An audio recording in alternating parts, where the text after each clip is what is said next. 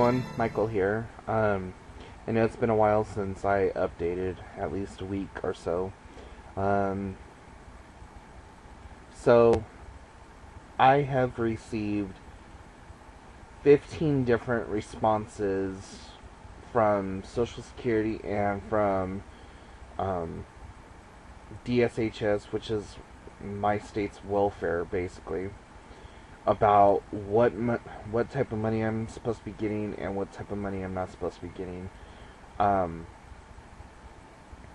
I received a letter a few days ago saying that I was going to be receiving 1113 a month, 1113 or 1135 a month from DSHS, and that they were cutting my food stamps off and my money, my money portion that I get also. So my food stamps went from $200 to $16, which I'm like, what the hell am I gonna do with that? But anyways, get to that in a minute. And then so I go over to DSHS and I'm all like, what the hell, what's going on? And they said, well, we have it in our records that you're going to be receiving $1,100 and something a month. And I said, well, how is that possible? Because I was told by Social Security not to expect any more than 714. Well, then they said, okay, well, if that's the case, then we'll go ahead and we'll change it in our records, and we'll still continue, or we'll give you your food stamps or whatever else and what have you, blah blah blah blah.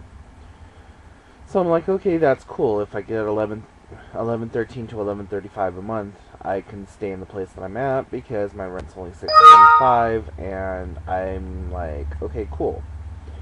Get a letter in the mail, and it's from DSHS telling me that I'm only receiving $718 a month, so they reinstated my food stamps, except for I'm only going to be receiving $176. So at this point, I am like utterly confused, don't know what the hell I'm doing or what's going on. There's a low-income apartment that I've been trying to get into for quite some time.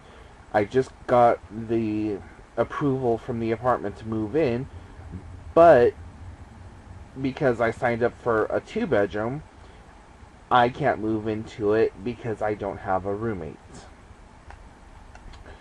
So now I'm on I'm on the list for a 1-bedroom, or if I get a roommate, I can have a 2-bedroom.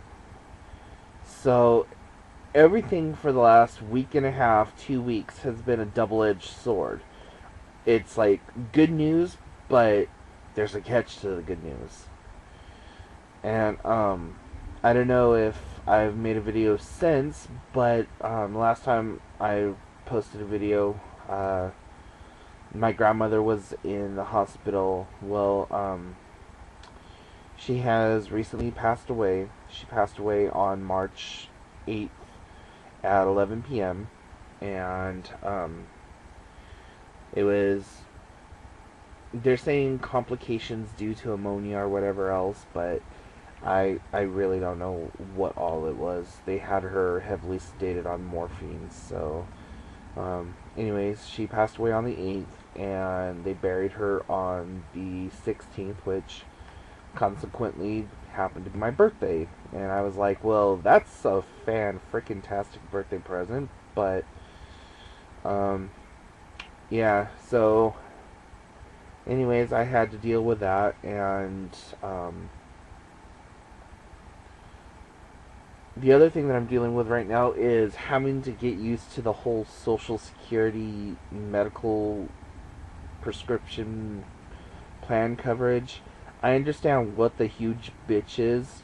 For the longest time, I never understood, like, people who had Medicare were always complaining, oh, it's so hard to figure out, so hard to figure out. Well, I now understand why. There's a lot of the prescriptions that I used to be able to get through DSHS that I'm not able to get now on Medicare. And so um, it's really interesting on that factor. And I've never had to pay for medication. Like, ever since I can last remember going to the doctors, I've never had to pay for medication except for like a copay of maybe $1 or $2, and that covered any medications I ever needed or wanted. Now I'm having to pay for medications out of pocket, and it's like, okay, that's something else.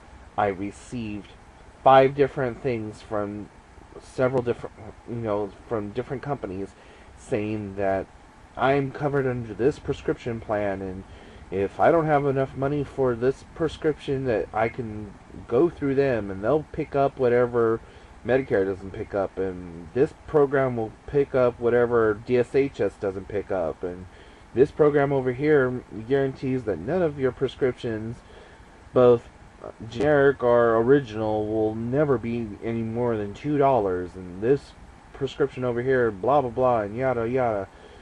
I have a stack of cards like that thick of different Medicare or medical companies telling me that I'm covered for this, that, or the other thing.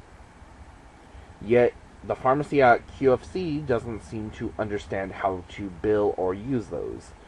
So the other day I had to go and pick some medication, and it was $10 out of my pocket.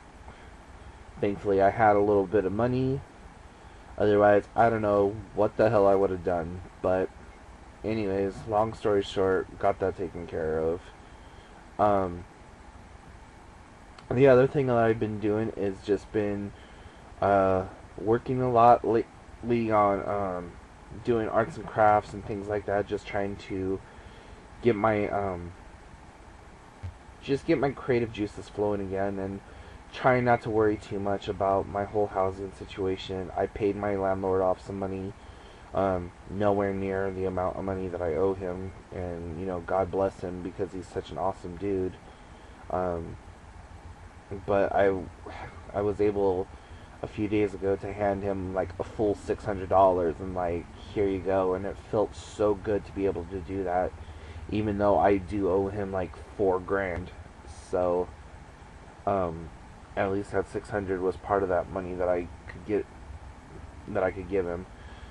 I'm hoping and I'm praying that it's going to be the 1113 to 1135 that I get a month. Then that way I can start paying him $700 or $800 a month, and just trying to catch up and still have money to live and still have money for food or whatever else. But